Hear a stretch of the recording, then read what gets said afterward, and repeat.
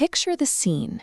It's the late 16th century, and Galileo Galilei is leaning over the railing of the Leaning Tower of Pisa. He holds a heavy gold coin in one hand and a light falcon feather in the other, and releases them at the same moment. In our mind's eye, we know exactly what happens next. The gold coin drops like a stone, plummeting in a straight line, while the feather catches the breeze, dancing and drifting lazily on its way down to the grass. This mental image aligns with our everyday experience. It also matches the scientific consensus held for 2,000 years since Aristotle, that heavy objects naturally fall faster than light ones. But there are two problems with this picture. First, the way that feather behaves is masking the actual physics of the drop. And second, the evidence that this experiment ever happened is surprisingly thin. To understand why things fall the way they do, we have to look at the gap between the story we're told and the physical reality of motion. The myth traces back to Vincenzo Viviani.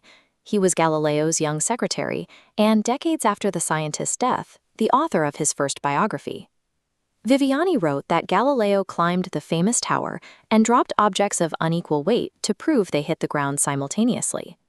It was framed as a public humiliation of his Aristotelian rivals, performed in front of an astounded crowd of professors and students.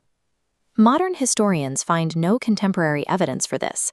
There are no letters from Galileo, no university records of a demonstration, and not a single diary entry from anyone who supposedly witnessed it. Viviani likely exaggerated the episode. He was writing to solidify his mentor's legacy, painting Galileo as a lone genius bravely battling a stubborn establishment. The irony is that a story designed to champion the rigorous testing of evidence is itself unsupported by the historical record.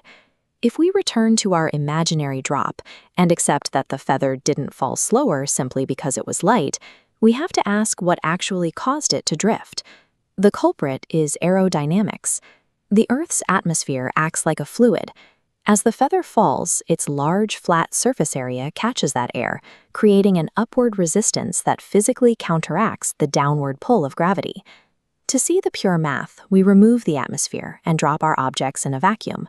The heavy sphere experiences a stronger gravitational force, but its greater mass brings inertia. The extra gravity is perfectly canceled out by the effort to get that bulk moving. In the equations of falling bodies, the object's mass simply drops out of the math.